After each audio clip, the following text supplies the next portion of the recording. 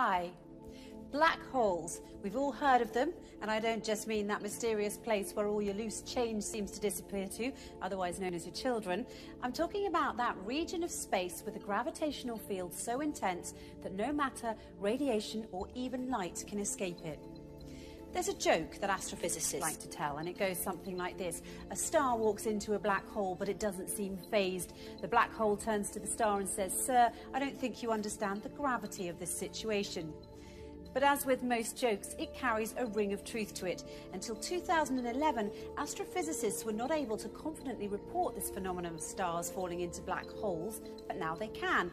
And the total number of cases of stars falling into black holes reported until 2016 had been 3. Interestingly enough, although it's not an astrology book, there's an entire chapter in the Quran called The Star, and the first verse of that chapter is, "By the star when it falls." In this chapter, the Quran describes characteristics of a place so similar to what we now know as fitting the description of the black hole that it will send a shiver down your spine. In the Islamic faith, it is believed that God granted Prophet Muhammad a special trip to the heavens. This trip was miraculous, of course, as there was no technological way the Prophet could have taken such a journey at the time, seeing as how planes hadn't even been invented, let alone rocket ships. Nonetheless, if you study this miraculous night journey closely, you'll find that there are many clues to prove that this incredible journey did indeed occur. Not only that, where it took place turns out to be of great interest too, because astonishingly enough, the description of the area the Prophet ascended to matches the characteristics of what we now know about the black hole. So let's look at what we now know about the black hole through the recent discoveries of science and compare it to the mysterious area the Quran describes in its pages as part of this miraculous night journey the Prophet took. Firstly, in verse 16 of chapter 53, the Quran describes this place in space as very dark. In fact, it describes it as darkness covered or draped in darkness, which is not surprising. Space is a pretty dark place.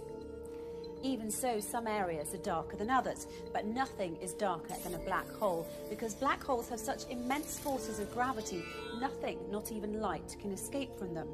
That's why they're black. And because they're black, they are veiled from direct observation. They nevertheless reveal themselves indirectly, as scientists have special tools that can help them see how stars that are very close to black holes act differently than other stars because of the immense force of gravity that black holes have, and this helps them identify the location of black holes. Secondly, according to the Quran, when ordinary people look at this dark area in space, they can't see it directly as their eyes bypass or surpass the boundary of this area, and they only see beyond it or around it. It's almost as if this area behaves as a lens. Science, it turns out, has a term for this. It's called gravitational lens. Let's take a closer look. Normally we think of light travelling in straight beams, but near a black hole, the powerful force of gravity bends and warps rays of light around it, creating a visual imprint on the surrounding material. Astrophysicists have proved that a black hole bends light to act like a cosmic magnifying glass, giving astronomers a view of an even more distant galaxy behind it. And this, my friends, is what we call a gravitational lens. However, the Quran brings our attention to an interesting fact regarding this matter in verse 17 of chapter 53, when it says, "The eyesight of the Prophet Muhammad did not swerve, nor did it pass beyond the boundary. He certainly saw it as one of the greatest signs of his Lord." Could this verse be alluding to the fact that the Prophet Muhammad actually visited the black hole and looked at it directly?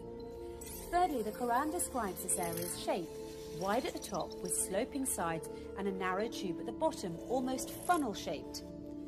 In verse 14 of chapter 53, when it says, "By the finite jujube tree," it is likened to the shape of a jujube tree, which fits the same description as the one I just mentioned. A black hole makes such a deep dent in space-time, and that's why it appears to look like a funnel. Despite the black hole's effects on the movement of matter and its tremendous suction power, the black hole's space-time dent remains hidden behind its event horizon, and it's always surrounded by an area which does not allow light to escape and therefore cannot be directly observed. And fourthly, once again, in verse 14, chapter 53, "By the finite jujube tree," the Quran reveals that this area is finite. So how does this claim stack up with the science? Until recently, it was assumed that black holes had such an infinite strength of gravitational field that occurs deep within them, ensuring that nothing, not even light, can ever escape them, and a trip into a black hole is a one-way journey. Once you cross the event horizon, the point at which light can't escape, there's no turning back. But researchers such as Georges Poulin, Rodolfo Gambini and Gerard Hooft have recently been able to prove otherwise and show that energy can escape black holes and that black holes are finite. This essentially means that black holes don't end in an infinite density, but rather act as a portal to another universe. The acclaimed British physicist Professor Stephen Hawking supports this claim and further suggested that there could be a way out of the black hole when he famously said, "If you feel you're in a black hole, don't give up. There's a way out. It might have a passage to another universe, but you couldn't come back to our universe. So although I'm keen on spaceflight, I'm not going to try that." In conclusion, the Quran swears by the star when it falls that the Prophet Muhammad travelled through space and reached an area which, according to the Quran, is one of God's greatest signs, an area that is much darker than its surroundings. This darkness hides its funnel jujube tree shape underneath, and no one can see this area directly as his or her eyesight will swerve and pass beyond its boundary. Finally, we're told that this area is finite and a portal to another universe.